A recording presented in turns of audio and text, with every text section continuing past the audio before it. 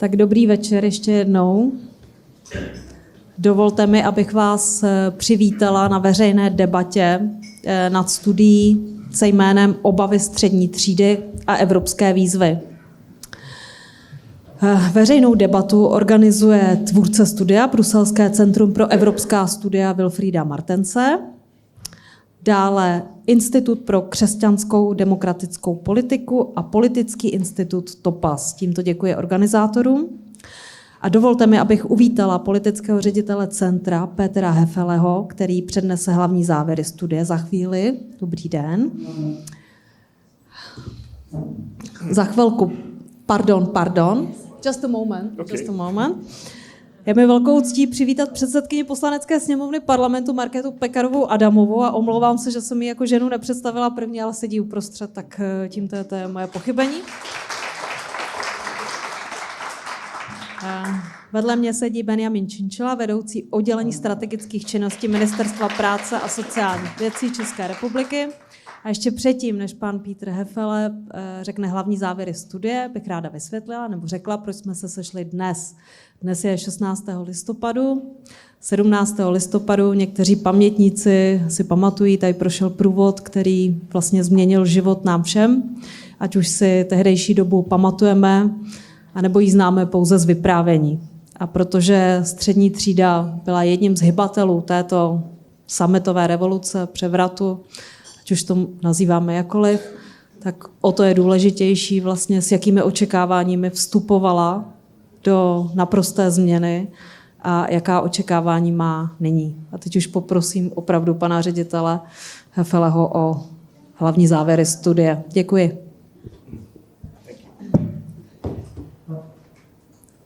Vážená paní Hrstková a vážená paní Markéto Pekarová, děkuji vám za představení a přivítání. Jsme rádi, že budeme moci představit závěry té naší studie provedené ve všech 27 státech.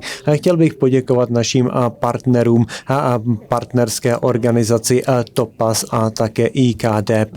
Asi víte, že VMCES je oficiálním think tankem Evropské lidové strany. Většina stran má své vlastní nadace a my jsme vlastně na evropské úrovni tím, co je IKDP v České republice. A pokud se nepletu, tak jsme tady v těchto nádherných prostorách kavárny Louvre poprvé. Já vám dnes představím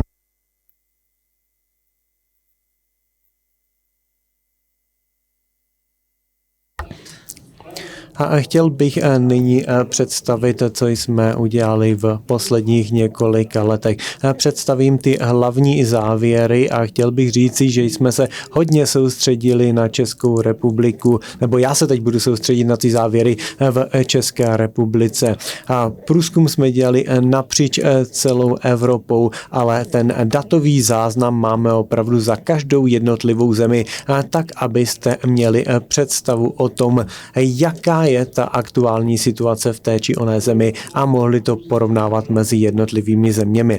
A mám připravený také závěr z evropské perspektivy.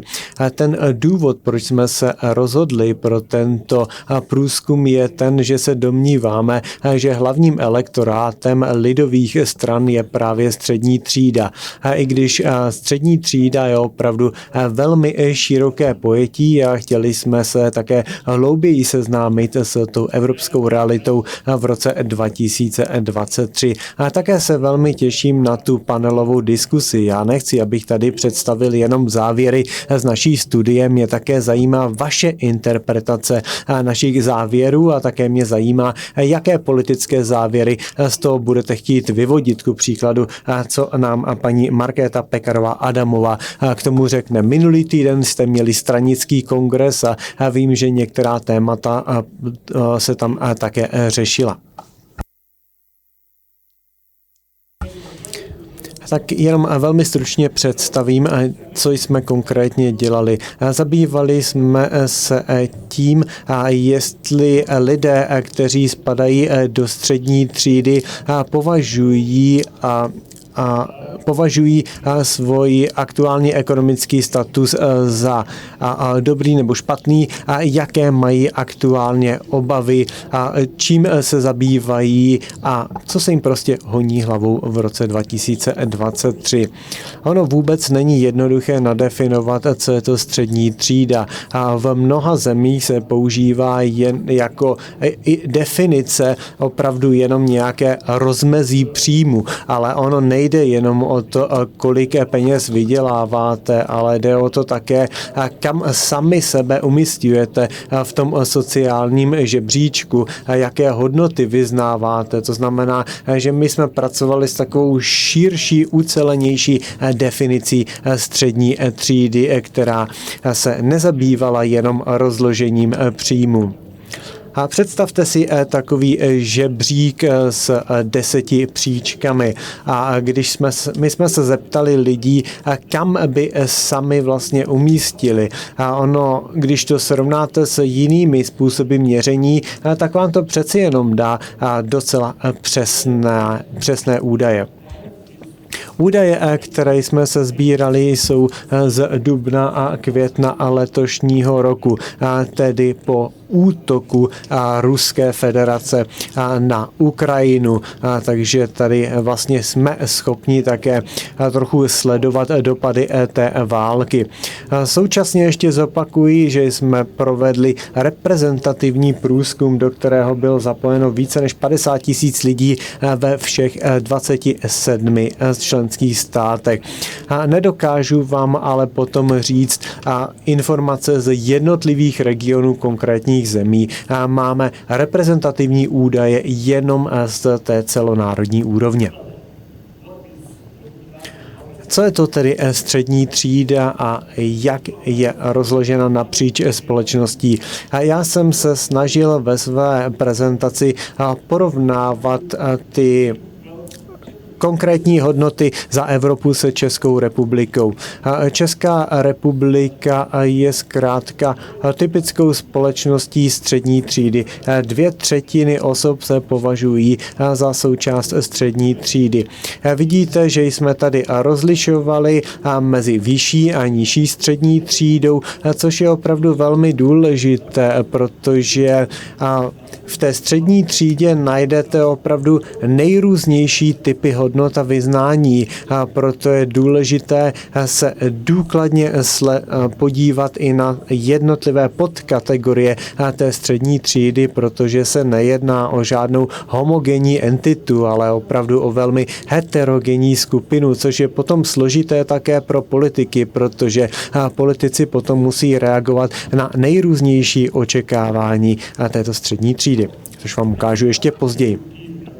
Začnu s evropským průměrem, abyste věděli, co nám vzešlo z dotazování 50 000 lidí napříč 27 zeměmi. Asi vás nepřekvapí, že lidé aktuálně cítí velkou nejistotu a také mají potřebu bezpečnosti. To právě převládá v mysli většiny obyvatel Evropské unie. Lidé se potýkají nedostatkem dostupného bydlení a obávají se své budoucnosti a také vidí, že se zhoršuje jejich životní úroveň. A mají také obavy kvůli výhledu do budoucnosti, který nehodnotí příliš pozitivně, ale musíme se s tím popasovat. A pravděpodobně se ten výhled ještě zhorší. A nejde ale jenom o ekonomické obavy, nýbrž i o bezpečnostní hrozby, protože ten útok Ruské federace na Ukrajinu významně zhoršil tady prohloubil naši potřebu po bezpečnosti. Takže tady toto jde opravdu hezky vidět v našich datech. Zmiňoval jsem tady také rozdíly mezi jednotlivými složkami střední třídy. Vidíme tady také, že ta nižší a vyšší střední třída se od sebe trochu liší. Ty obavy převažují hlavně v té nižší střední třídě než v té vyšší střední třídě a tomu se určitě musíme na politické úrovni věnovat. Ještě než se pustíme do podrobností, tak bych vám chtěl jenom říct, jak komplexně jsme přistupovali tady k tomuto fenoménu. My jsme společnost rozdělili do těchto 5 skupin podle sociologických pojmů. Dnes už se tolik nepracuje s příjmem, ale s hodnotami a také cíli a vnímáním lidí. V evropské společnosti jsme tak nadefinovali 5 těchto klastrů. Je docela zajímavé sledovat, že se tady Česko trochu liší od evropského průměru. Většina lidí spadá do toho tradičního tábora se konzervativními hodnotami. Nicméně na druhou stranu se také mnoho lidí v České republice hlásilo k tomu kreativnímu, progresivnímu proudu. Já si nemyslím, že je to ukázkou polarizované společnosti, ale ukazuje se, že je toto v České republice trochu odlišné oproti evropskému průměru. Vraťme se nyní k těm obavám a začněme prosím s tím, co jsme zkoumali a co jsme zjistili v průzkumu.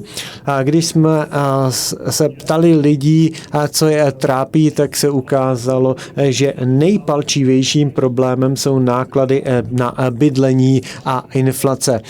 Tady tento problém se ale vyskytl již před válkou, není to přímým důsledkem války.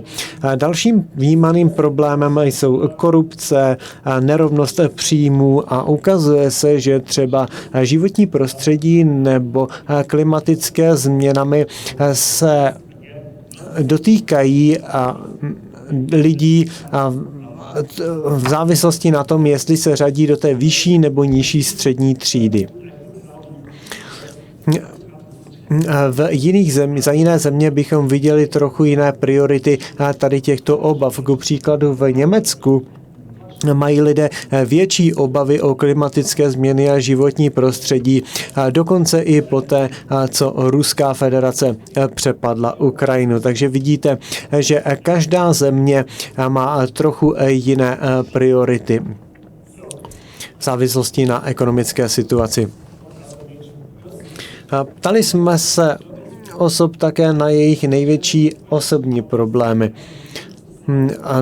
Prvně jsme se ptali na to, co vnímají jako problém společenský a co vnímají jako problém nebo výzvu osobní. Čili to, co může být tou největší společenskou obavou, nemusí být nutně vaší osobní velkou obavou. Ku příkladu zdravotní stav nebo příjem zaujímají ty nejvyšší příčky, co se obav týče. Tady hezky vidíme, že zdravotnictví a také sociální systém jsou pro lidi individuálně v České republice velmi významné a obávané, dokonce o dost více než v jiných zemích. A pokud se podíváme trošku obecněji na to, co je relevantní pro zemi, tak můžeme říci, že bezpečnost je pro lidi velkým tématem, dále inflace a také energetika. Ostatní věci už nejsou tak důležité. A navíc už tam nejsou tak velké rozdíly oproti ostatním zemím Evropské unie. A největší rozdíl je tady vlastně největší rozdíl je tady právě v té ekonomice. Pojďme se nyní podívat na to, v jakém prostředí se vlastně lidé v České republice aktuálně nacházejí.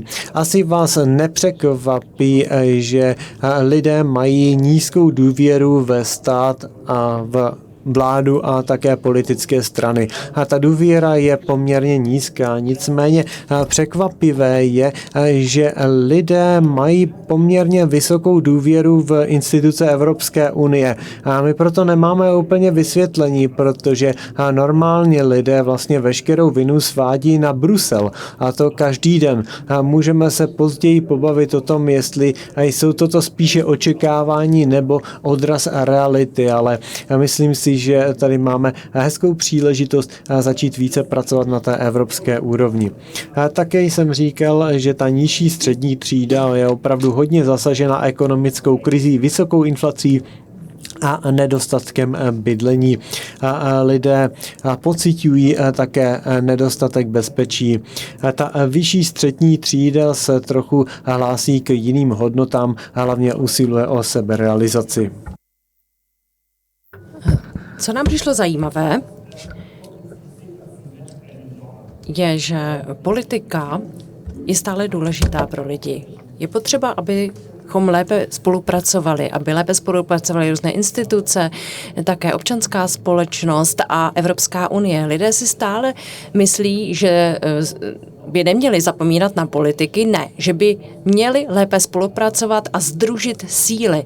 A to je důležitá politická zpráva, kterou bychom si měli od toho převzít.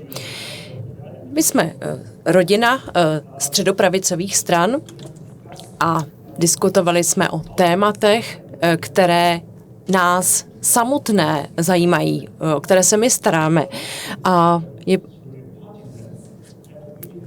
je potřeba, abychom navýšili tento potenciál. Myslím si, že ho můžeme navýšit, pokud se budeme více zajímat o témata, která souvisejí s bezpečností.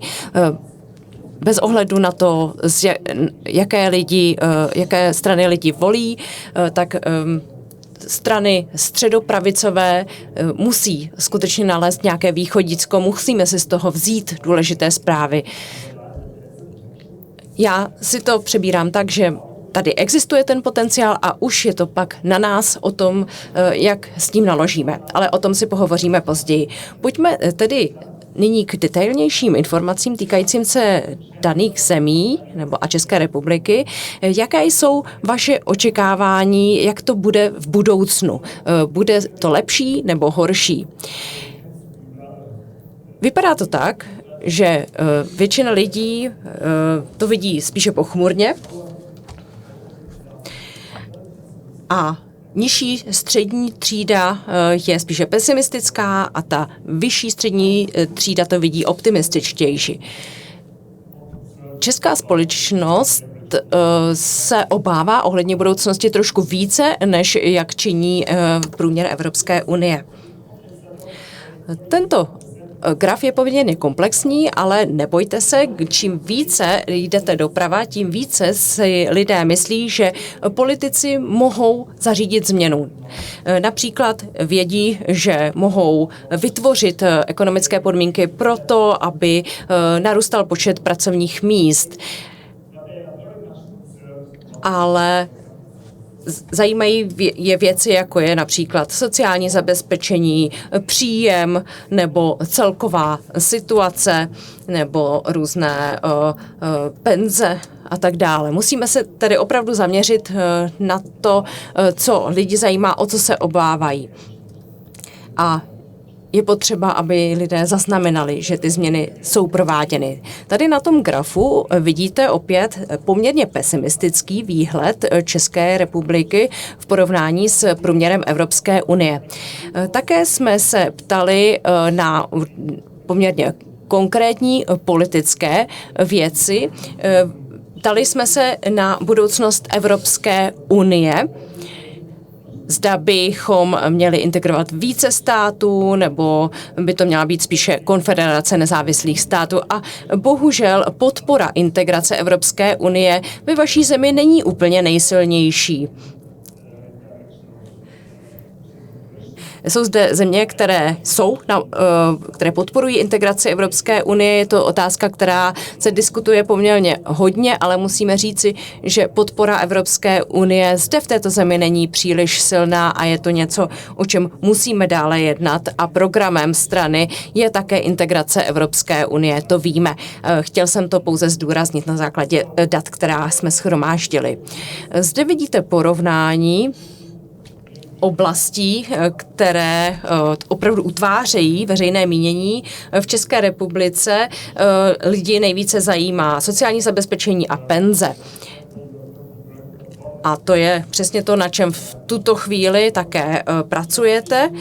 Data to ukazují. A další z těchto hodnot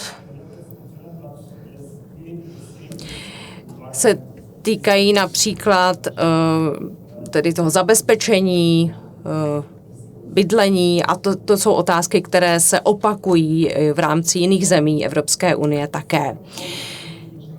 Dále oblasti politiky, které lidi zajímají nejvíce, nejprve ilegální migrace, to vidíme všude v Evropské unii, zde to vidíte na těchto údajích, ilegální migrace se zdá být největší hrozbou, největší obavou společnosti.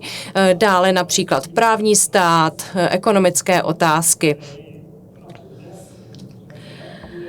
Co se týče transatlantických vztahů, což je pro nás zásadní otázka v Bruselu, tak tady není až tak důležitá. Pokud jde o hodnoty, tak to vypadá, že to není až tak důležité a je to jedna z výzev pro naše strany. Ale vypadá to, že česká společnost není příliš si nedělá přílišné starosti například s integrací a tak dále. Takže vidím, že ilegální migrace, sociálně tržní hospodářství, respektování právního státu jsou ty nejdůležitější věci v České republice. Tak to byl takový přehled a zde vidíte rozvrstvení podle jednotlivých vrstev tříd. Podíváme-li se například na ekonomické otázky nebo otázky integrace, tak tam zjistíme poměrně velké rozdíly mezi vyšší střední třídou a nižší střední třídou. Například nižší střední třída je méně proevropská.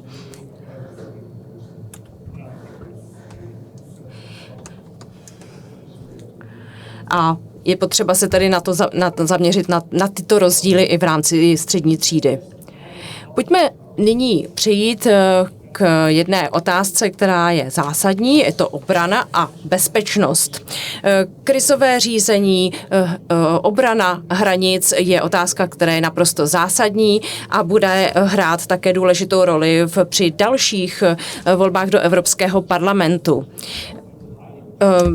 Poměrně vysoko si také stojí bezpečnost a Česká republika silně podporovala Ukrajinu.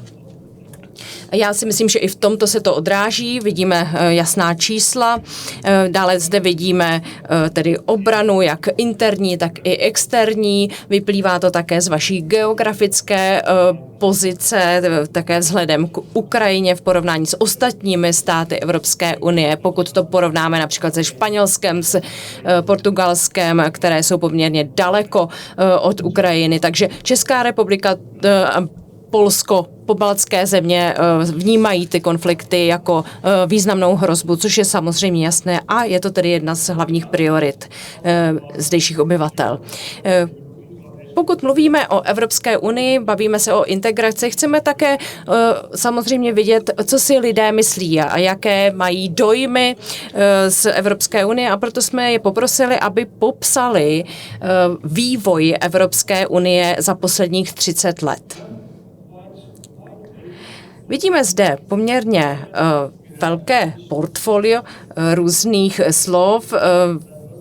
Svobodu vidíme jako poměrně silnou, také bezpečnost, ale vidíme tam také věci jako egoismus, diverzita. A když se podíváme na to, co lidé očekávají od Evropské unie v nadcházejících 30 letech, uvidíme naprosto odlišný obrázek. Ano, týká se to stability, bezpečnosti, chtěli by větší solidaritu. To je jasný program, který zde lidé chtějí a my politici na to musíme jistě reagovat. Jaká jsme učinili závěry z této studie? Evropská strana lidová chce na toto reagovat a já bych vám chtěl ukázat, co lze dělat konkrétně zde v České republice. Zmínil jsem už otázku důvěru ve stát a ve vládu. To je něco, kde evropské strany společně s národními stranami musí spolupracovat, musíme se snažit posilovat důvěru v instituce. Je to pro nás klíčová výzva. Je potřeba, abychom už nepřicházeli o podporu střední třídy. Je to velká výzva, protože jinak se naše středopravé strany rozpadnou. Je potřeba, abychom si tyto lidi udrželi v rámci společnosti, aby neměli pocit, že jsou ztracení, že vypadávají z této společnosti, že už nejsou její součástí. Je tedy potřeba zapracovat na ochraně, ale jakožto konzervativci se musíme vyhnout tomu, abychom přijímali paternalistický přístup a abychom regulovali a chránili naprosto všechno. Ne, potřebujeme nalézt novou rovnováhu mezi sociálním zabezpečením a tržními silami. Jsou to tržní síly, potřebujeme tedy tento nový model, musíme redefinovat tržní ekonomiku, sociálně tržní ekonomiku. Musíme tedy se zaměřit na tu ten sociální aspekt, ale nesmíme zabřednout do toho, jak to bylo třeba dříve. Musíme tedy znovu objevit, jak přistupovat k těmto věcem. V porovnání s Spojenými státy, kde se hodně mluví o polarizaci a o rozdělení společnosti, můžeme říci, že evropská společnost zatím není příliš polarizovaná. Vidíme, že lidé směřují spíše ke středu a všechny ty obavy, které společnost má, nevedou k tomu, že by se polarizovaly. Lidé očekávají, že ty změny přijdou právě od těch stran středního spektra. A to je pro nás dobrá zpráva. Ukazuje to totiž, že pro naše strany je tady velký potenciál a tento potenciál musíme využít. Takže nic není prohrané. Naše společnost zatím není polarizovaná a nebude, pokud uděláme ty správné změny. Co jsme si kladli za dotazy v souvislosti s Českou republikou? Řekl jsem, že střední třída je zde poměrně více rozvinutá než v dalších zemích a lidé se hodně zajímají o zdraví, o příjem, rodinný život. A je to pro ně důležitější než v jiných zemích Evropské unie. To tedy kopíruje ten tradicionalismus, o kterém jsem se už zmínil. V porovnání s jinými zeměmi je ten výhled do budoucna poměrně pochmurný, ty vyhlídky nejsou úplně růžové a lidé to nevidí příliš optimisticky. A je to tedy poměrně odlišný obrázek v porovnání se zbytkem Evropské unie. Důležitými tématy jsou migrace a bezpečnost. Bydlení je dalším důležitým tématem. Vzpomínám si na diskuze, které jsme vedli minulý týden. Je to oblast, na kterou se musíme rovněž zaměřit. A klíčová otázka a další integrace Evropské unie stále zůstává takovým politickým oříškem. Česká republika není příliš nakloněna další integraci a strany, jako jsou ty naše, tedy budou muset bojovat i s touto výzvou. Energetická bezpečnost, to vás asi nepřekvapí, je zde také prioritou. Každá země s tím v tuto chvíli zápolí a i zde to tedy vytváří velké problémy a souvisí to také samozřejmě i například s inflací a dalšími ekonomickými obavami. Zde bych tedy rád svou prezentaci zakončil. Pokud budete chtít podrobnější informace z naší studie a viděl jsem, že už jste si někdo z vás tuto studii vzali, tak můžete si to případně také přečíst na internetu a já bych vám v tuto chvíli rád poděkoval za pozornost a budu se moc těšit na nadcházející diskuzi. Můžeme se zabývat tím, co s tím naše politické strany nebo politické nadace budou dělat, jak se s těmito poznatky naložíme. Děkuji za pozornost. Já děkuji panu Pítru Hefelemu a ještě než se pustíme do debaty s našimi milými hosty, tak jsem vás chtěla vyzvat právě proto, že tady máme takové hvězdné obsazení. Jestli máte nějakou otázku k tématu, k diskuzi, neváhejte, zeptejte se kdykoliv v průběhu diskuze. Děkuji. Teď já už se zeptám paní předsedkyně vlastně na vaši první reakci. Máme větší střední třídu a má víc obav než kdekoliv jinde v Evropě. Ještě jednou dobrý večer, dámy a pánové, já děkuji za pozvání a jsem ráda, že je možnost vždycky jednou za nějaký čas, v nějaké pravidelné čase si takovéto velmi pečlivě sesbíraná data okomentovat a děkuji Martin Center a vám, Pítře, že jsme se mohli vlastně tímhletím zase obohatit do naší diskuze. Já si myslím, že to není až tak překvapivé. Není to až tak překvapivé z toho důvodu, že prostě všichni, kdo jsme orientováni v čase prostoru, tak víme, co se kolem nás děje. Víme, co se děje jenom pár stovek kilometrů od nás a pokud jsme se vlastně nedostali do takové té běžné únavy z toho, že máme pocit, že to vlastně už je něco, na co si zvykneme a bude to trvat dalších mnoho let, tak si také umíme stále ještě uvědomovat ty dopady, které na nás zkrátka konflikt blízko našich hranic musí mít. To je věc zcela jasná. A je to věc i z hlediska atmosféry ve společnosti. Připomeňme, že máme za sebou vlastně měli jsme za sebou 2 roky, 2,5 let s covidem a s pandemií, která první přinesla mnoho nejistot. To je věc, která prostě se projevila na společnosti, projevila se na tom, jak jsme i svoji důvěru v právě instituce, což tady bylo hodně zmiňováno a v tom průzkumu se to ukazuje, si mohli buď to posílit, nebo naopak zeslabit a myslím si, že jsme ji spíš oslabili.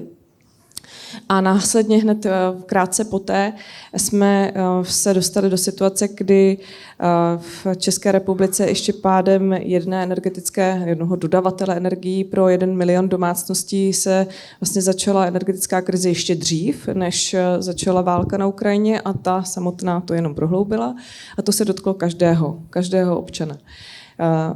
S válkou přicházely obrovské výzvy, víme, že vždycky na začátku zároveň jsou s tím spojená obrovská vlna solidarity, stejně jako s covidem, tak pak s válkou, což je k naší cti, ale na druhou stranu to nevydrží dlouho úplně u všech z těch, kteří jsou hned na začátku solidární. Já si pamatuju, když v únoru Putin napadl Ukrajinu, že jsme měli několik různých takových setkání veřejných asi 14 dní, týden poté. A tehdy, už tehdy jsem říkala v určitému publiku, zapamatujte si tu situaci, ty emoce, které zažíváte teď. Zapamatujte si je, protože za pár týdnů, měsíců, možná let se vám budou hodit si je vybavit, jak se cítíte, protože tohle opadne. To prostě je přirozená záležitost. Ale ty všechny souvislosti, které s tím jsou spojené, ty nezmizí.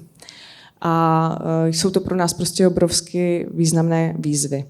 A myslím, že si nalhávat, že lze být těmi věcmi nedotčen, nelze a je to prostě něco, co přirozeně působí na každého, včetně právě lidí, kteří se identifikují jako střední třída.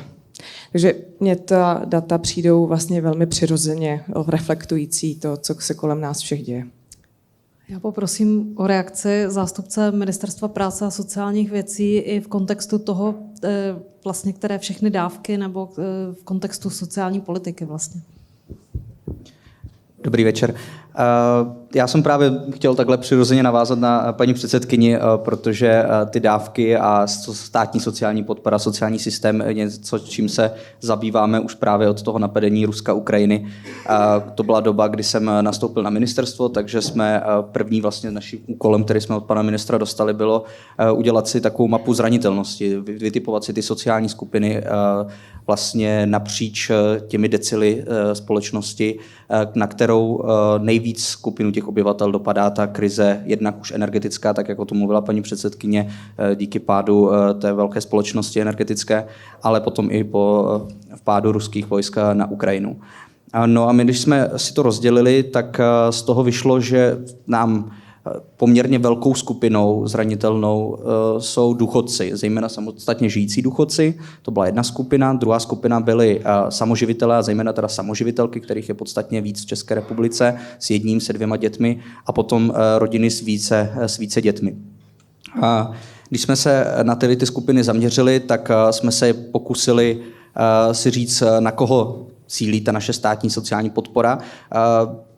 Co se týče důchodců, tak ty byly díky zákonu, tak jak byl napsaný, nebyla to naše práce, ale byla to práce předchozích politických garnitur, kdy bylo v zákoně napsáno, že se bude valorizovat vždy inflaci, tak ty byly jakýmsi způsobem zajištěni. Druhou skupinou byly právě samoživitelky, samoživitelé a rodiny s více dětmi a proto jsme připravili něco, kdy jsme několikrát během roku 2022 zvýšili životní existenční minimum, což je systém státní sociální podpoře, kdy opravdu cíleně míříte na konkrétní skupiny obyvatel, které se dostávají do tíživé situace. A stejně tak jsme výrazným způsobem upravili příspěvek na bydlení. Ten dokonce cílí i na ty důchodce, na ty samostatně žijící důchodce v nájmu, kteří se dostali díky vysokým energiím, zvýšeným nájmům, vysoké inflaci, kdy ty museli platit dražší potraviny do složitějších situací. A teď, když jako srovnám ty meziroční stavy, tak v roce 2022 tak státní rozpočet stál příspěvek na bydlení zhruba necelých 6 miliard korun a během toho roku, za těch prvních 10 měsíců, když srovnám prvních 10 měsíců 22 a 23, tak jsme to navýšili o 8,5 miliardy. Je to opravdu cílená státní podpora a zároveň musíme ke všem těmhle podporám přistupovat s vědomím toho, že Česká republika má poměrně vysoký schodek a to, že cílíme na konkrétní skupiny obyvatel, je poměrně rozumné v kontextu toho, že jakékoliv další zadlužování bude stát potom, užíráme tím budoucnost nám mladším. My jen tak pro srovnání, už dneska v top 10 výdajích státního rozpočtu je obsluha státního dluhu a každým vlastně dalším zadlužováním ten výdaj zvyšujeme. To znamená, když si představíte největší státní výdaj, zhruba 34% toho, kolik dává stát někam ven, tak jde na důchodce, na platbu důchodců a už těch dalších, myslím, na 7. místě je obsluha státního dluhu.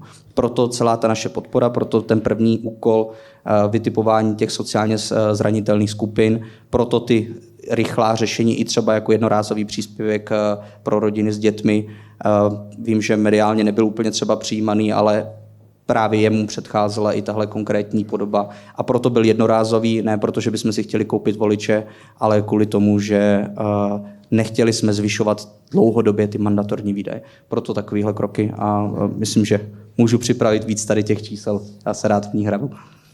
Já děkuji, vy jste mi nahrál přímo na smeč, protože jedna z velkých obav, které byly zmiňovány ve studii, je vlastně budoucnost, to znamená důchody, budoucnost vlastně té střední třídy, čeho se dožije.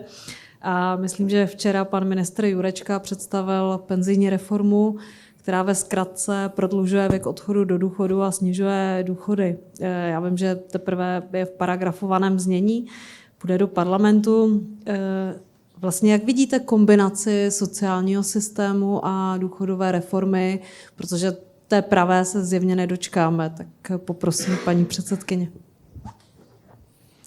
Tak já myslím, že tady je potřeba říci, co je přijatelné pro i tu společnost. Víme, že jsme tady měli jednu důchodovou reformu za těch posledních víc než 30 let, jeden pokus o skutečnou důchodovou reformu, který skončil tak, že další reprezentace ji zkrátka zrušila. Místo toho, aby třeba upravovala, místo toho, aby pracovala na té lepší přijatelnosti, jak z jejich pohledu, tak z pohledu třeba jiných kritiků veřejnosti. A tady v tomto případě se zkrátka musíme poučit. Byla tím zabita debata o důchodové reformě na mnoho let. A odvaha chyběla dalším reprezentacím, když všichni věděli, že je to nezbytný krok. A ta poučení jsou ale i taková, že, a to je nepříjemný fakt, že většina společnosti chce, aby se ty kroky udělaly, ale aby se jich nedotkli. A to je potřeba si říct, prostě chceme reformu, to se shodnou, v těch průzkumech vám na to takto lidé odpovědí. A potom, když se ptáte na detail, to znamená na věk odchodu do důchodu, například jako jeden z parametrů, tak to už ne, to už má naopak většina společnosti velké výhrady. Oni ty kroky nejdou udělat tak, aby se nikoho nedotkli. To se asi shodneme. A zároveň není možné prostě vymyslet systém, který bude vyhovovat všem v tom smyslu, že všichni řeknou tak a to je přesně ono, to je skvělé. Takže ta kritika vždycky nějaká přijde, chápu, že se na ní zaměřuje i hlavně mediální pozornost, ale na druhou stranu všichni známe taková ta okřídlená, pravdivá rčení, jako nejlépe najdi pomocnou ruku na konci svého ramene a podobné věci.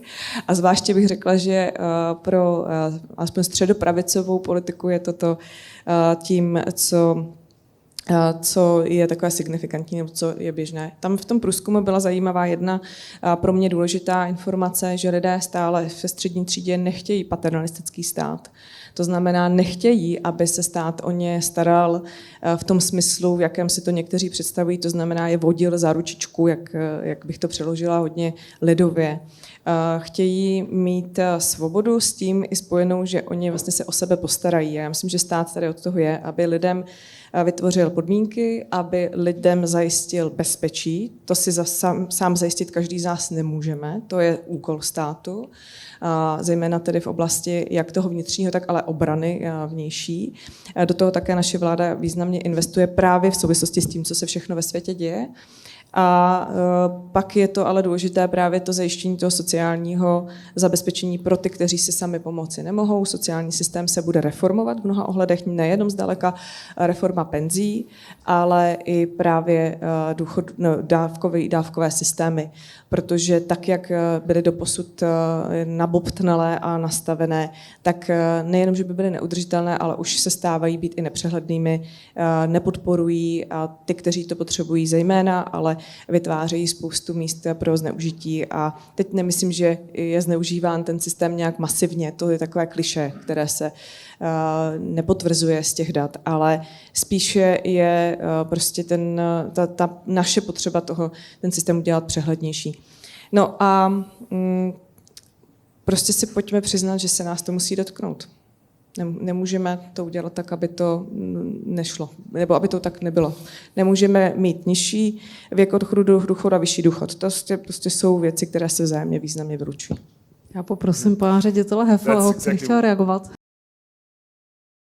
Ano, právě proto jsem zdůrazňoval tu konkurenceschopnost, protože je potřeba zajistit dobrou redistribuci, přerozdělení.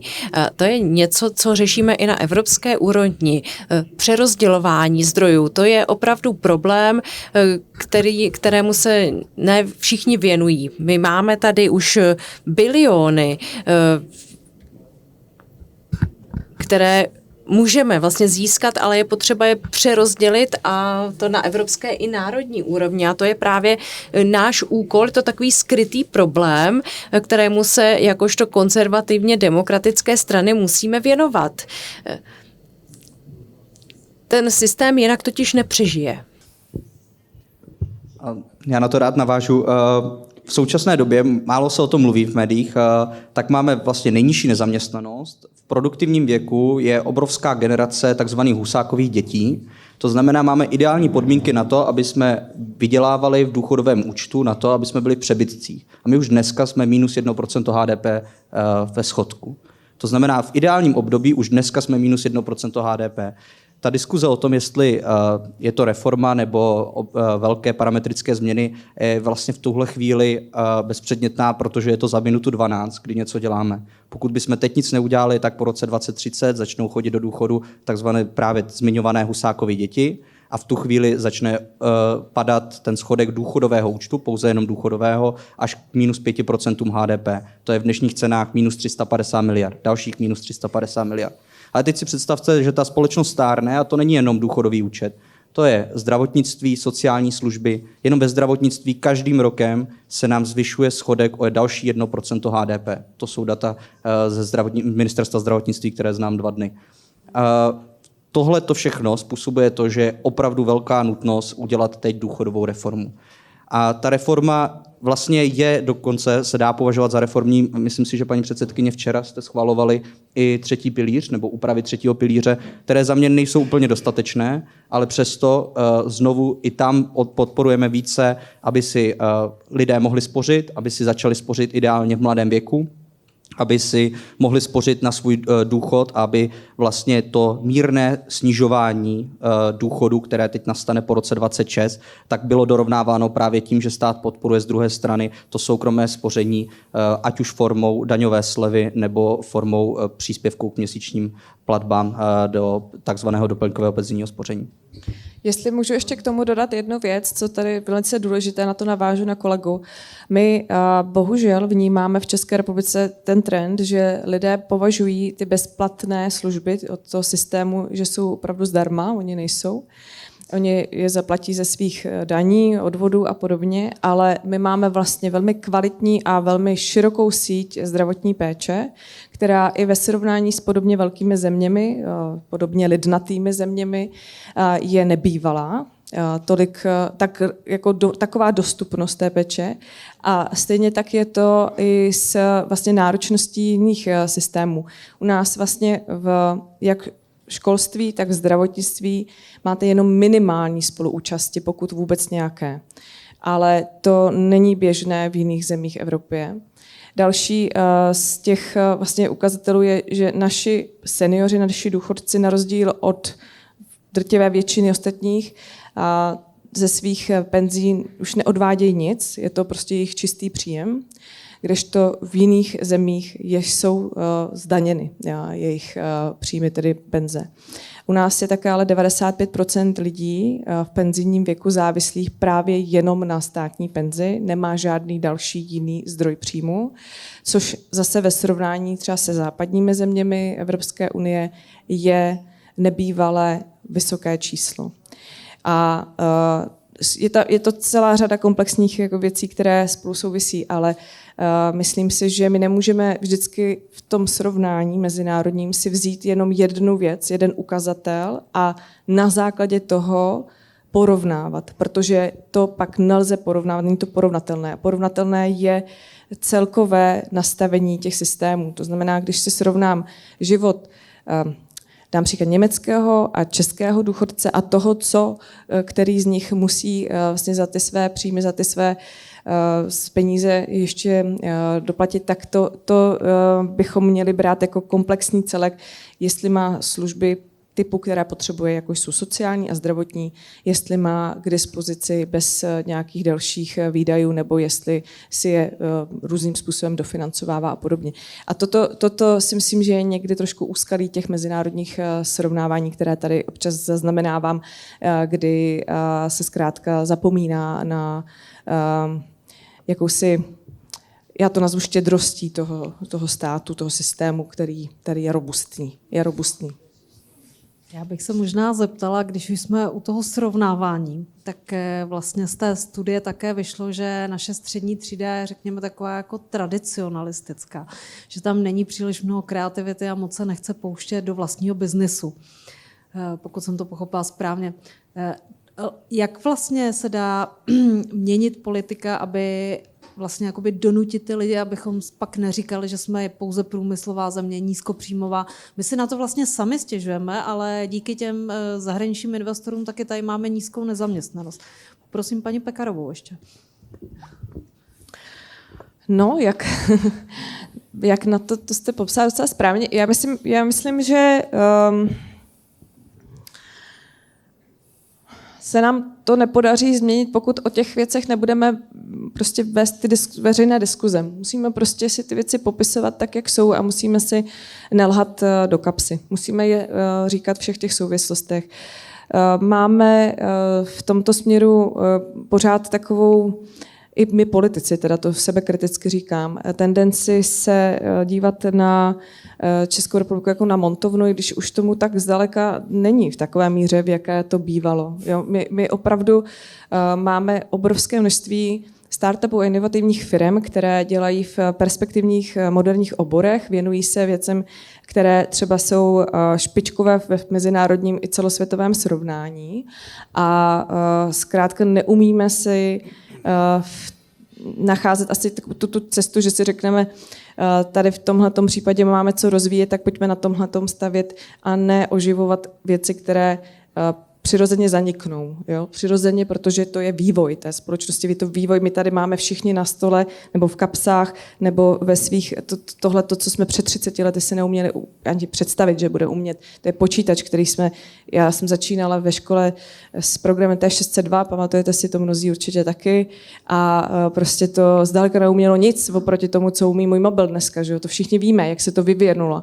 A tady to nám přijde jako přirozené a tyhle ty technologické změny přijímáme, protože jdou takovými těmi postupnými kroky, které jsou sice na jedné straně v perspektivě desítek let mílové, ale v tom našem hrajou takovou jako drobnou změnu. A postupně si na to prostě adaptujeme úplně běžně a už bychom si nekoupili telefon, který nemá všechny možné funkce, když jich třeba využíváme 10% z toho, co umí. A já to říkám jako příklad toho, že vlastně podobně rychle jde dopředu celá řada oborů, věcí a podobně a Česko v některých z nich drží opravdu prim a neumíme si to pořád reflektovat v té veřejné diskuzi tolik, jak to je. Když jsem toto jaro jela na Tajvan s českými firmami, bylo tam více jak 100 firm zastoupených, tak jsem si obešla ty firmy s tím, co kdo z nich dělá a drtivá většina z nich se pohybovala v biznesech, jako je umělá inteligence, space, kvantum a celá řada dalších, kde já i sama se vždycky občas musím jich doptat, co to přesně znamená, upřímně řečeno, co všechno dělají a jak to vypadá a tak dál. Ale věnují se prostě perspektivním high-tech oborům a podobným a umí v tom konkurovat celému světu. A na tomhle máme sávět, na tom máme sázet. To byla naděje do budoucna. Ještě jednou zopakuju, máme skvělé hosty, vaše otázky jsou tady pro vás k dispozici a pan ředitel Hefele chtěl reagovat. Nebyl bych tak pesimistický, co se týče států střední a východní Evropy. Měli jsme takové motory, což bylo Německo a Francie a ty jsou také poměrně pesimistické ohledně možnosti reformy. Vy jste to propojili s vaším národním hospodářstvím, ale já si myslím, že věci se opravdu mění a ty staré motory musí být velice obezřetné, protože zde vznikají nové sítě. Já si myslím, že celková geografie Evropy se bude proměňovat. Vy tady máte určitá východiska a já si myslím, že v tuto chvíli je obtížné cokoliv reformovat a transformovat, ale myslím si, že to povede k velké efektivitě. Já možná na tohle navážu. Aby jsme mohli transformovat tu ekonomiku, tak ten trh práce nemůžeme mít vyprahlý tak, jak ho máme dneska. A k tomu si myslím, že můžou posloužit minimálně 2 věci. První z nich je příliv zahraničních pracovníků. Tím nemyslím jenom lidi, kteří budou pracovat zejména rukama, ale i přitáhnout lidí, kteří jsou vysoce kvalifikovaní a můžeme je použít pro inovace, pro nové technologie, právě proto, aby jsme mohli vytvářet víc a víc produktů s přidanou hodnotou. Ale tak, jak zmiňovala paní předsedkyně, opravdu není zcela pravda to, co se v médiích často objevuje, že jsme nějakou montovnou, je tady poměrně rozvinutý ten trh s inovacemi, ale je právě potřeba, aby jsme ho i třeba v rámci školství, v rámci doktorandských programů mohli více podpořit. Myslím si, že reforma doktorského studia, tak já mám spoustu přátel, kteří studují na doktorátu, je něco, co nás čeká a je to potřeba, protože takové podmínky, které mají dnešní doktoranti, tak nemůžou pomoct k tomu, aby jsme byli inovativní ekonomikou. A ta druhá věc, která se týká toho trhu práce, tak jsou mzdy. Tím, že máme právě ten trh vyprahlý, tak tam není takový tlak, aby ty mzdy rostly. A zároveň my máme poměrně sevřené mzdy v České republice tím systémem, který máme nastavený. Hodně se mluví o zvyšování minimální mzdy, ale možná málo kdo ví, že na minimální mzdy je navázáno dalších 8 mezd takzvaných zaručených. A to právě v diskuzi mezi odbory a zaměstnavateli je něco, co často brzdí to, aby jsme mohli ty mzdy zvednout, protože ta jednotlivá odvětví, které máme v české ekonomice, tak jsou poměrně rozdílná a ty zaručené mzdy brzdí ten růst. Takže si myslím, že pro flexibilitu trhu práce pomůže reforma tohoto systému, který máme nastavený v současné době. Já si dovolím s jednou drobností nesouhlasit. Já si myslím, že nízká nezaměstnanost naopak dává příležitost si říci o vyšší mzdu anebo odejít prostě jinam. Že to je právě to, co může, a to je ale možná trošku takový náš český národní znak, že si to neumíme říct. A že se jako neumíme přihlásit o to, že jsme vlastně dnes žádaní velmi na tom trhu. Ta situace se má totiž i tak, že my máme další ještě rezervoár. Já souhlasím naprosto s tím, že to jsou ti zahraniční pracovníci, to se také děje. Vláda dala kvotu 20 000 lidí vlastně na lidi ze zahraničí z vybraných míst ve spolupráci se svazy průmyslu a hospodářskou komorou.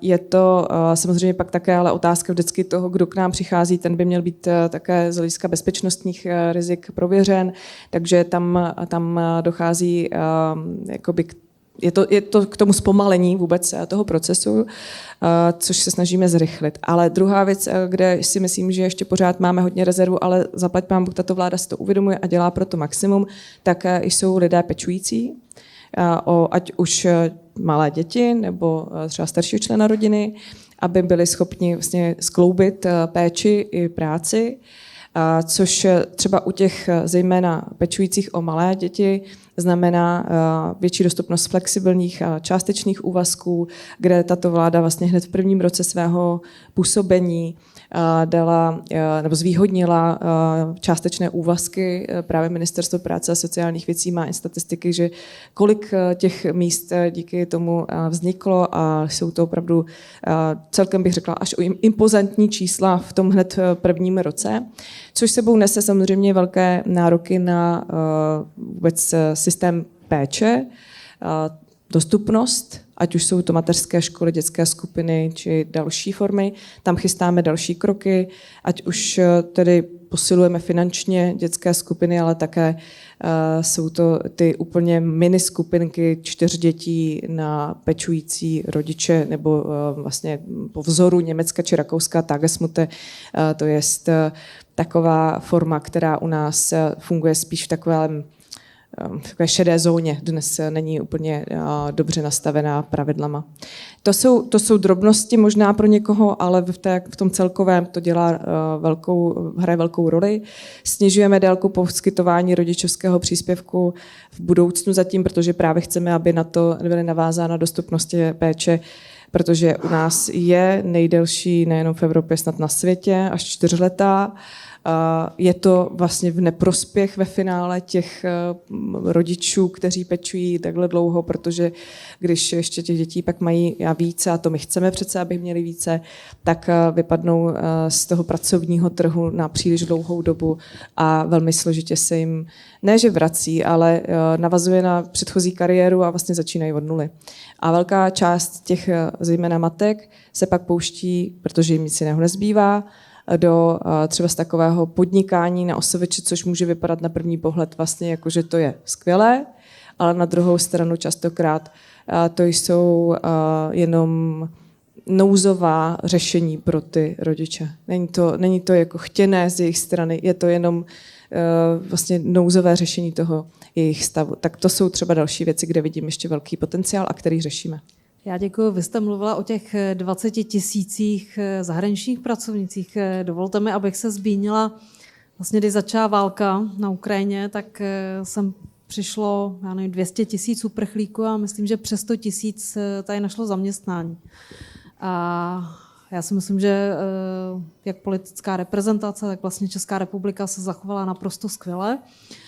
Ti lidé zde našli uplatnění v oborech a vzhledem k nízké nezaměstnanosti evidentně nevzali nikomu práci.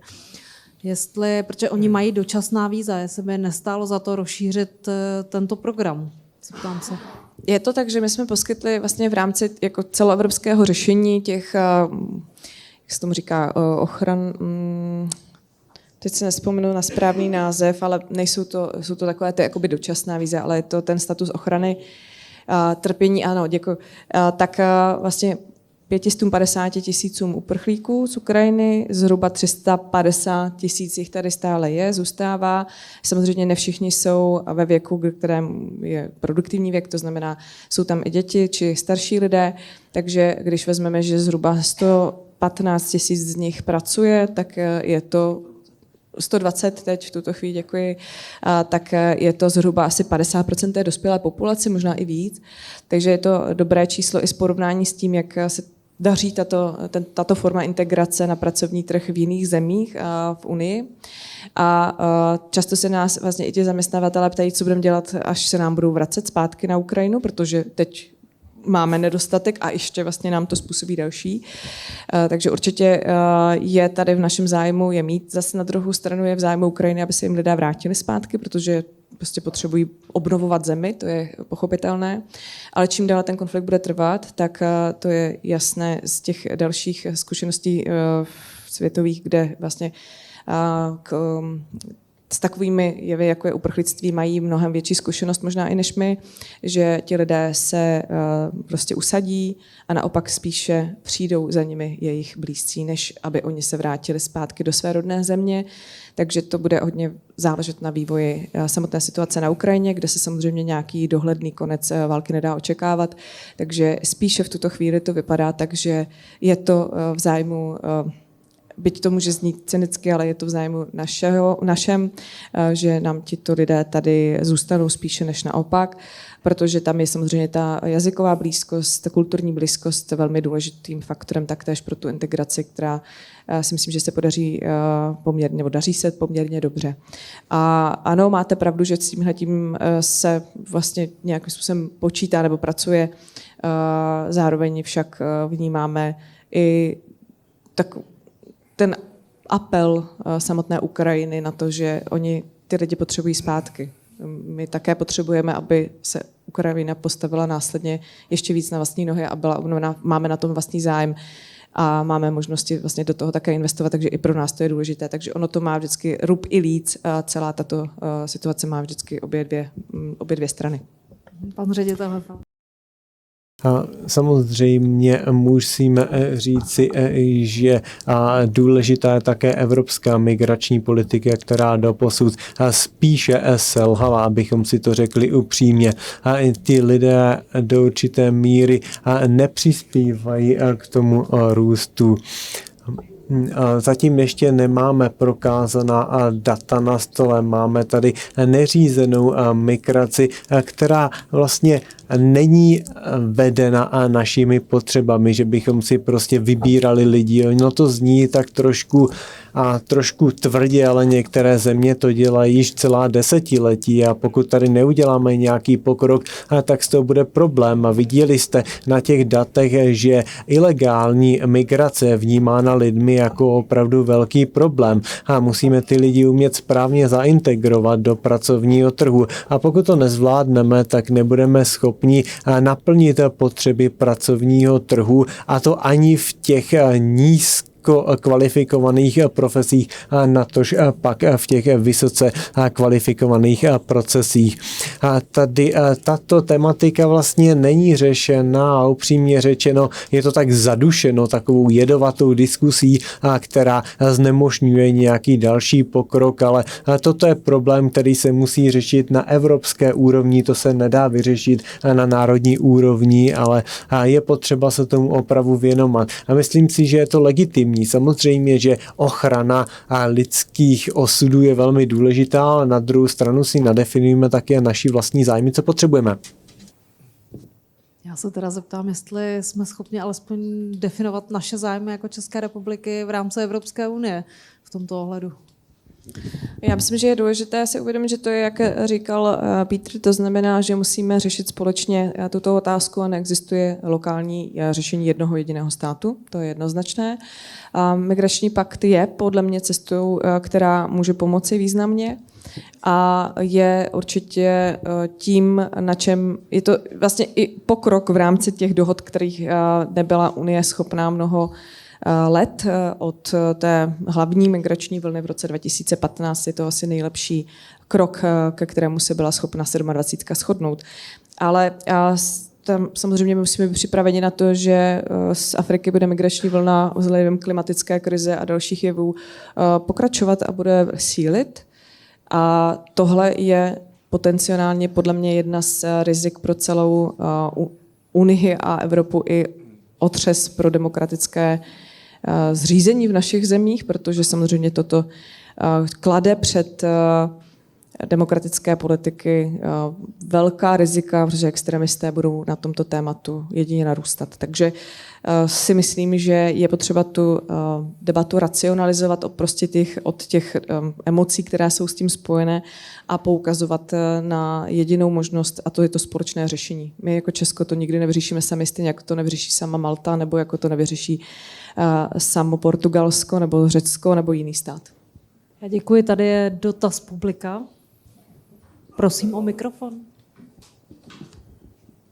Jiří Hran, byl velice detailní rozbor, velice seriózní, i zhodnocení současné situace, ale já jsem tam postrádal vizi do budoucnosti. Jak to řešit? Momentálně jsme v těžkém zadlužení, je tady stagnace, je tady recese. Já už vím dlouho ve svém životě, že tohle se musí řešit na zvýšení příjmu, nastartováním ekonomiky. Dělat něco na to, aby lidi, firmy a tím pádem i státní rozpočet měli příjem. A já jsem názoru, že to bohužel Evropa nemůže teď, nebo není schopna sama řešit. Že se musí obrátit tam, kde je kapitál, tam, kde je plno odborníků, tam, kde je plno zajímavých lidí, podnikatelů, a ty sem přilákat, pozvat. A já vidím, že tohle je teď momentálně bohužel soustředěné ve východní Asii. Korea, Japonsko, Čína, Indie, Vietnam, východní Asie, včetně Tajvan. Tak mě zajímá názor, jaký máte na tohle, aby to povzbudilo lidi, že nejenom stagnujeme, nadáváme si, vidíme to temně, ale že máme pohled, co udělat do budoucnosti. Děkuji. Poprosím paní Pekarovou. Děkuji. Já to vidím přesně, jako říkáte, to znamená, přesně by měly naše kroky směřovat k tomu, abychom byli schopni sem přilákat zejména v rámci těch pracovních sil, nikoli zdaleka jenom manuálně pracující nebo nízkokvalifikované, ale naopak se soustředit ještě víc na kvalifikované. Tady vidím, že stát má obrovskou rezervu v tom, jak dlouho ty procesy trvají. A to se nedá úplně zvládnout bez toho, abychom změnili ten přístup, tu intenzitu, jakou to řešíme. Spadá to pod vnitro. Vnitro v tomto směru má dobře nastavené sice ty procesy z hlediska té současné situace, asi z hlediska bezpečnosti, ale ta jakoby flexibilita je nízká a myslím, že novela zákona o azylu, kterou přichystalo vnitro, tak k tomu napomůže. Jsou například identifikována slabá místa v tom, že například dnes, když už tady ten pracovník 2 roky je, tak znovu podstupuje podobnou, ne-li stejnou proceduru, jako když jsem přicházel úplně na začátku, přitom už s ním tu 2letou zkušenost naše země má a může posoudit, zda skutečně se například řídí našimi zákony a je v tomto směru bezproblémový. A není nutné potom asi zaměstnávat i ten úřednický stav tím, že bude znovu ten daný člověk procházet tím stejným procesem, takže se může vlastně můžou se uvolnit ruce pro to, abychom posuzovali zejména ty úplně čerstvě nově příchozí. Další s tím spojené věci jsou vyřizování víz pro blízké, příbuzné, což spolu souvisí, protože když sem přichází, dám příklad, pracovník v IT z Indie například, což je takový častý příklad, tak samozřejmě, když má rodinu a trvá i to přijmout tu rodinu, tak si to 2krát rozmyslí a půjde radši do Polska, kde to zvládnou rychleji. Takže my musíme v tomto směru přesně se snažit o vlastní rychlost. A jinak je to i otázka celkově těch slabých míst, která jsou identifikována. Další slabé místo, kromě chybějící pracovní síly, je také rychlost vůbec všech procesů, povolování staveb a podobných záležitostí. Naše výstavba infrastruktury a to je důležité samozřejmě pro to mezinárodní srovnání, trvá strašně dlouho, proto jsme také novelizovali zákon o liniových stavbách, teď prošel sněmovnou, míří do Senátu a měl by vlastně zaručit to, že do roka bude hotovo vždycky i u tak zásadních staveb, jako jsou silnice, železnice, energetické stavby a podobně, nebo oblasti energetiky. A to si myslím, že také významně může, nebo zlepší tu situaci. Ale je pravdou, že těch problémů je tady víc a ten výkon státu, státní správy je jednou z těch základních bariér vůbec v naší zemi vůči k tomu růstu. Já jestli můžu, tak jenom si dovolím velmi krátkou poznámku ohledně toho, kam bychom mohli se posunout do budoucnosti vzhledem ke státnímu rozpočtu. Tak jak už tady bylo zmíněno, tak my máme poměrně hodně svázané ruce a proto se nesmíme bát jako dělat reformní opatření. Byla tady poznámka o trhu práce od paní předsedkyně, o bydlení, ale další reformy jako sociálních služeb, financování, aby ty sociální služby měly nějakou vizi do budoucnosti. Tam musí proběhnout poměrně velká reforma. O revizi dávek tady zněla taky poznámka. Tam třeba je velký prostor pro to pracovat s lidmi, kteří dneska jsou na šedém trhu. Já jsem viděl někdy před 14 dny jednu analýzu od Visa, a Visa tam představovala to, že na šedém trhu jsme jedni z nejhorších v Evropské unii, co se týče šedého a černého trhu. Jenom kdybychom se dostali na úroveň nejlepšího Rakouska dle toho srovnání, tak přineseme do státního rozpočtu dalších 500 miliard korun. Jo, já ty čísla nemám ověřený, ale to z té analýzy vycházelo a proto si myslím, že i třeba zaměřit se na to, aby nám neunikaly ty peníze mimo ten trh, aby jsme nedělali ten systém zbytečně složitý pro podnikatele a aby jsme je vlastně nemotivovali uměle k tomu, aby odváděli ty peníze, vyváděli ho mimo ten trh. Tak tolik jenom, myslím si, že tohle nám pomůže se posunout do budoucnosti, jak i ty nebát se reformních opatření. A pokud 80% regulací ale pochází ze Bruselu, tak se to pak promítá do té národní legislativy. Ono se to zkrátka v těch uplynulých letech ani nelepšilo. A když si uvědomíte, co všechno se bude muset ještě zvládnout, co naše politická rodina bude muset v dalším politickém období snižovat ten objem právních aktů. Vy jste tady také zmiňovali jiné země a jiné regiony. A my často tíhneme k tomu, že si řekneme, a musíme se podívat na to, jak to dělají v Asii nebo ve Spojených státech amerických, že máme převzít jejich řešení. Já jsem dlouho žil v Asii a Spojených státech amerických, ale my máme úplně jiný ekosystém. A ta naše ekonomika, historie je úspěšná v mnoha ohledech a musíme sledovat, díky čemu jsme byli úspěšní v uplynulém století. Máme úplně jiné podmínky než Amerika a Asie. Hledejme ty silné stránky, které máme a uvolněme vlastně ten potenciál. Já děkuji. Další otázka z publika. Tam se hlásí. Dobrý den, my jsme se tady zmiňovali o budoucnosti Česka i v rámci evropského měřítka a já se domnívám, že by prioritou mělo být vzdělání. Jak se vstaví třeba vládní představitelé k novele o zákona o vysokých školách? Paní předsedkyně. Tak já nejsem zrovna na tohle oblast úplným odborníkem. Nechci se za to pasovat a tvářit. Ale paní ministryně Langšádlová připravila po 20 letech nenovelizovanou novelu zákona o vědě, výzkumu, inovacích. To je jedna z důležitých komponent celého života vysokoškolských studentů a hlavně doktorandů. O těch tady už trochu řeč byla také a souhlasím s tím, že doktorské studium je potřeba u nás prostě přizpůsobit to té praxi natolik, aby to nebylo vlastně pro mnohé neperspektivní se vůbec doktorského studia pustit a aby přilákalo talenty, aby je podpořilo, ale neodlákalo vlastně z té sféry pryč. Ta novela zákona paní ministryně se netýká jenom vysokých škol samozřejmě, ale ta je velmi zaměřená na to odbourat množství byrokracie a administrativy, která zatěžuje vědu výzkum.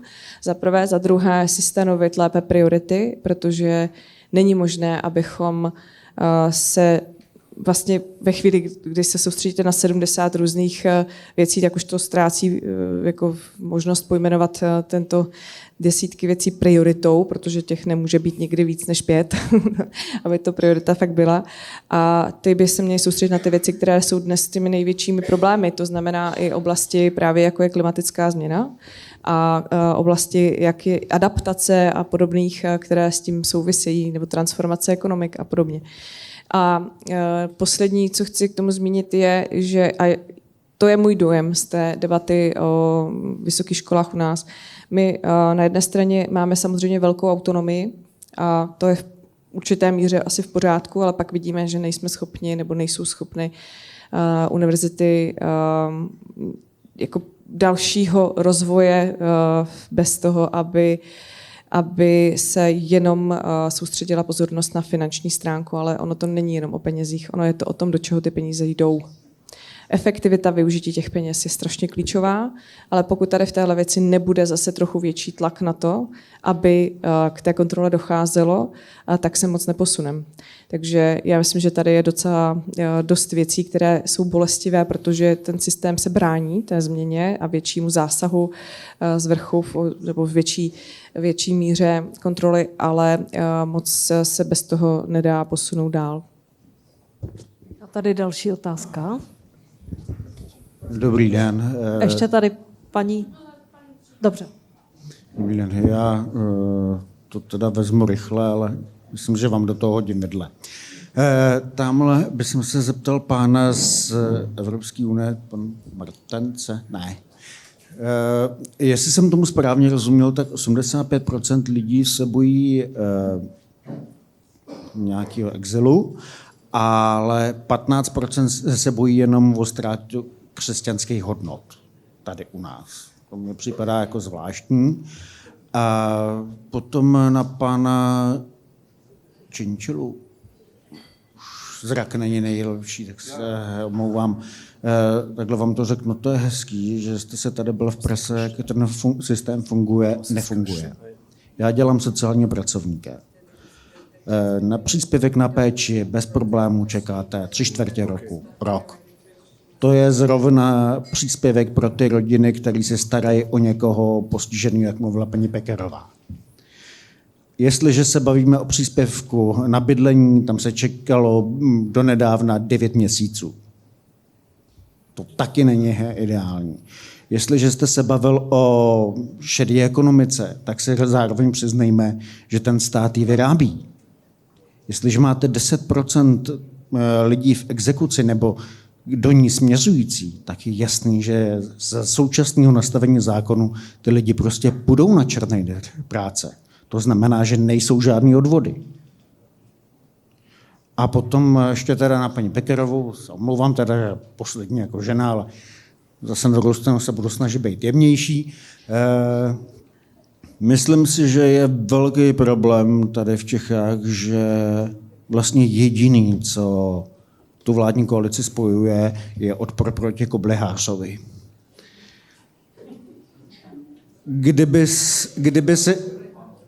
Kdybyste si na začátku řekli, že prostě bez zvýšení příjmu to nepůjde, ODS by to jistě nepotěšilo, ale všichni vidíme, že to nutný je a myslím si, že spousta lidí ten hlas dávala, protože počítali s tím, jakože to od vás uslyšíme. Dělám v sociální sféře, počítal jsem s tím, že holt asi mi šahnete na peníze.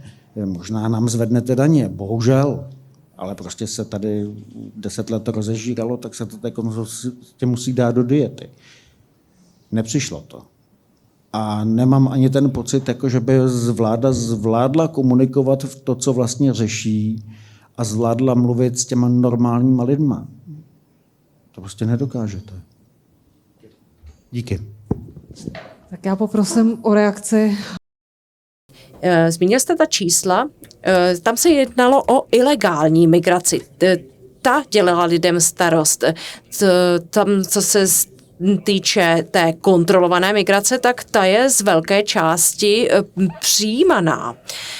To je kontrolovaný příliv migrantů ale jde zde hlavně o ty nelegální migranty. To vzbuzuje obavy. A vy jste zmínil ty křesťanské hodnoty, to je hodnota, která je nižší a už to není ovlivněné politickými rozhodnutími. A většina stran se tomuto vlastně ani nevěnuje v porovnání ostatními faktory, nebere to v potaz při rozhodování. A my ukazujeme na to, na co bychom se měli zaměřit. A je to poměrně hodně podobné i v ostatních státech Evropské unie. Pokud se podíváte na Polsko, tak tam je ten počet lidí větší, zhruba 20, ale i tam to pokleslo asi o 25%. Takže je to otázka spíše druhořadého významu. Pan Cieńciała. Tak mým stylem není úplně se vymlouvat, takže to, že to není ideální, rozhodně přiznávám, ať už se týče příspěvku na péči nebo příspěvku na bydlení. Přišla tady velká ukrajinská krize, byly úřady práce poměrně hodně zavalený a je pravdou, že ten systém za posledních 20 let nedozrál moc změn a my jsme se pustili poměrně do velké digitalizace. Zcela upřímně na těch úřadech práce to nebylo vždy přijímáno úplně s úsměvem na tváři a jak na úřadu práce, tak na České správě s výplatou důchodu byly problémy, nebo co se týče důchodu ještě občas i jsou, ale naším cílem je to co nejrychleji zlepšit. Přiznávám, že to prostě není ideální, ale proto to právě digitalizujeme, snažíme se to zjednodušovat těm lidem, aby nemuseli stát ty fronty na těch úřadech práce, aby tu pomoc, kterou potřebují, tak aby ji dostali co nejdříve a aby se stát jich neptal na věci, které si může zjistit od jiné instituce, aby celá ta pomoc byla efektivnější. A ještě jedna krátká poznámka k černému trhu, tak je pravda, že to zaprvé stát občas vytváří, například to sice není černý trh, ale švart systém, co se týče živností, tak je bohužel poměrně hodně rozšířený. Prostě je rozdíl mezi tím, jestli máte živnostníka, který má poměrně vysoké náklady, protože je truhlář a musí si tam vykazovat veškeré nástroje, anebo je to IT specialista, který je v podstatě zaměstnanec, ale pracuje na živnostenský list. A tohle jsou prostě věci, které ať už v současném volebním období nebo v tom příštím je potřeba změnit, protože to není ideální a zcela nebudu zastírat, že tam utíká poměrně hodně peněz a rozhodně to není spravedlivé. Tak a já jsem dostala otázku, která vlastně byla uvedena tím, že nás spojuje jenom odpor proti kobliháři, jak tady nebylo slyšeno v prvních řadách, tak jenom to opakuji. A s tím si troufnu teda nesouhlasit. On totiž koblihář, když mu takhle budeme říkat teda dál, tak vlastně něco reprezentuje, nějaký styl fungování, když to nebudu nazývat vládnutím, nějaké nehodnoty možná dokonce. A nebo prostě nějaké přístupy. A my, myslím si, tady v tomhletom směru jsme spojeni nejenom tím, že ty jsou nám právě nevlastní, ale to, že nám je vlastní fungovat zcela jinak i ve smyslu takových, ať to nezní jako klišé, ale prostě takové perspektivy, že po dnešku přijde i zítřek, že to máme řešit z hlediska nějaké delší perspektivy všechno. Nemůžeme hledět jenom na svůj vlastní prospěch z toho, že budeme teď nějakou dobu v uvozovkách u moci, já bych raději říkala spravovat zemi, a že vlastně z toho bude těžit nějaký ekosystém našich vlastních spřátelených firem nebo firmy jedné velkého holdingu, něco takového. Nám prostě v těchto záležitostech záleží na úplně jiných hodnotách, perspektivě budoucnosti a je na celé společnosti. My jsme tehdy, když jsme vyhráli volby a také pak následně utvořili koalici, také řekli a slíbili, že tady nejsme jenom pro naše voliče, ale že jsme tady pro celou zemi, pro všechny občany. A myslím si, že to ukazujeme, protože když se tady hovoří o střední třídě, tak bychom také ale neměli zapomínat na ty, kteří do ní nepatří a kteří nemají to štěstí, že by byli i ve střední třídě. Teď opravdu nemám na mysli ty, kteří patří do té vyšší. A nemůžeme nemyslet na to, aby tato část společnosti vlastně neprosperovala, alespoň si nezachovávala životní úroveň. A to třeba právě sociální systém zachovává, vytváří. Může nám mnoho příslušníků střední třídy vyčítat, že jsme posílili sociální systém, ale já jsem přesvědčená o tom, že v té situaci, v jaká se ta země nachází a v jaké se nacházela hned od začátku vlastně všech těch možných krizí, které už jsme tady zmiňovali, tak nebylo možné se zachovat ani jinak, protože prostě nemůžete ty lidi nechat padnout a pak tomu jenom přihlížet, jaké všechny sociální dopady to způsobí.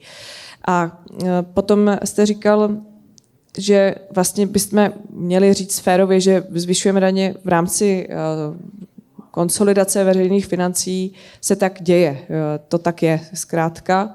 A není to čistě jenom zvýšení daní, je to třeba u DPH, u některých položek i snížení, nebo vlastně celkový dopad je naopak u DPH pozitivní pro domácnosti a pro veřejnost obecně, ale třeba zrovna u zmiňovaných OSVČ dochází k i zvýšení jejich plateb a celé řadě dalších kroků, ale vlastně jsme se snažili celou dobu při té tvorbě toho ozdravného balíčku myslet na to, aby ta zátěž byla rozprostřena na společnost co nejvíce rovnoměrně. Aby to nebylo tak, že si vybereme 2-3 skupiny a vlastně na ty to dopadne nejvíc. Upřímně řečeno, takové kroky, které jsme dělali ohledně zpomalení růstu důchodů, jsou vlastně ty nejrazantnější úspory do celé budoucnosti jakoby v těch systémech. A to jsou věci, které se samozřejmě nevysvětlují snadno, a jsou snadné naopak pro opozici ke kritizování, ale byly naprosto nezbytně důležité a nutné. Já děkuji. Bohužel náš čas se nachýlil. Je tady poslední otázka. Samozřejmě, pamatujeme si ji. Je prostor pro poslední otázku. Děkuji. Já budu velmi stručná jako vždycky, protože jsem malá a je to úplně jedno, jestli stojím nebo sedím, takže já špatně stojím. Já tady slyším strašně špatnou komunikaci. A to by nestálo skoro nic v návaznosti na to, co jste zmínila finančně, paní předsedkyně, že se udělali konečně prostor matkám a rodinám pro to, aby se mohlo vzdělávat. Učitele máme. Systém, jak vzdělávat učitele, máme také.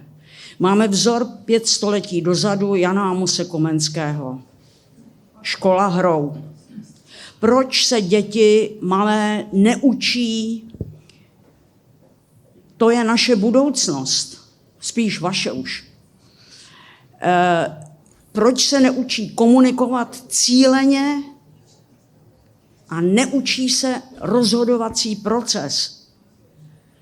My pořád se trváváme v edukacích na rakousko-uherském drillu. Sice se to trošku změkčilo, ale přesto já bych investovala ty cíly, které jsou placený státem, aby změnili metody tak, jako je to jinde v Evropě. Já v tom vidím obrovské rezervy a nic by to nestálo, jenom dobrou vůli. Děkuji, nevím, jestli Já to okomentuji v tom smyslu, že myslím, že zůstáváme také i v tom hodnocení školství na mnoha takových klišé, jako je to o té montovně. Jo? Že to není zdaleka tak, jak se někdy u nás stále v tom veřejném prostoru tvrdí, protože ano, jsou rozdíly mezi školami, jsou rozdíly možná i regionálně, ale je určitě vnímán a je vidět ten prostor, nebo respektive to zlepšení v posledních letech. Jo. To znamená, že už zdaleka nejsme postaveni jenom na frontální výuce. Zdaleka už to není jenom o tom, že by se děti memorovaly a prostě ta variabilita toho, jak k tomu i ta škola přistoupí, a to je také otázka jejich vedení, ředitelek škol, tak tady je. Ano, je potřeba zdůraznit, a teď kolem toho je velká debata, zvláště kvůli stávce a podobně, je potřeba, aby zkrátka školy měly finanční prostředky na to, aby mohly tu výuku modernizovat. Takhle bych to nazvala jako ráda. To znamená třeba i rozdělovat hodiny tam, kde je to lepší učit po menších skupinách a podobně, ale my, a to chci říct ještě k té studii, která tady byla prezentována, Obecně mám pocit, že v České republice, jak chybí jakoby důvěra v instituce, důvěra ve stát, tak je to dané i částečně tím, že se vytváří dojem, že tady není kontinuita některých věcí. A v případě třeba z toho školství, tak naše vláda pokračuje v tom dobrém, co nastartovala vláda minulá, to je strategie 2030, která má právě za cíl, a je to jejím jako hlavním cílem už právě do toho roku 30, posilovat výuku z hlediska kompetencí, nikoli v těch znalostí. To znamená i umět komunikovat, prezentovat ty věci, umět spolupracovat, umět se učit vlastně a přemýšlet, kritické myšlení. Všechny tyto záležitosti jsou toho součástí. A jinak, co se týče té komunikace obecně, tak já si uvědomuji, že v tomhletom máme prostor pro velké zlepšení a myslím si, že to si uvědomuje nejenom zdaleka TOP 09 nebo jedna strana ve vládě, si uvědomují všechny a věřte mi, že na tom pracujeme. Já myslím, že to byla taková pěkná slova na závěr, taková nadějná, nemyslím teď politickou komunikaci, ale spíš o těch dětech, protože ty jsou opravdu naše budoucnost. Děkuju. Dovolte, abych poděkovala předsedkyni Poslanecké sněmovny Parlamentu Markétě Pekarové Adamové. Děkujeme. Děkuji, nashledanou. A krásný sváteční den zítra. Jsem ráda, že jsme tady slyšeli studii od ředitele centra Wilfrieda Martense, Bruselského centra pro evropská studia Pítra Hefeleho. Děkujeme.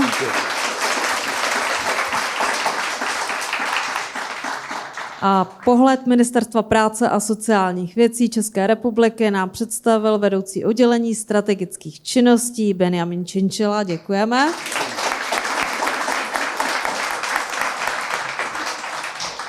A ráda bych zmínila i pořadatele této akce, a to je Bruselské centrum pro evropská studia Wilfrieda Martense, dále Institut pro křesťanskou demokratickou politiku a také Politický institut Topaz. Děkuji a přeji všem krásný večer.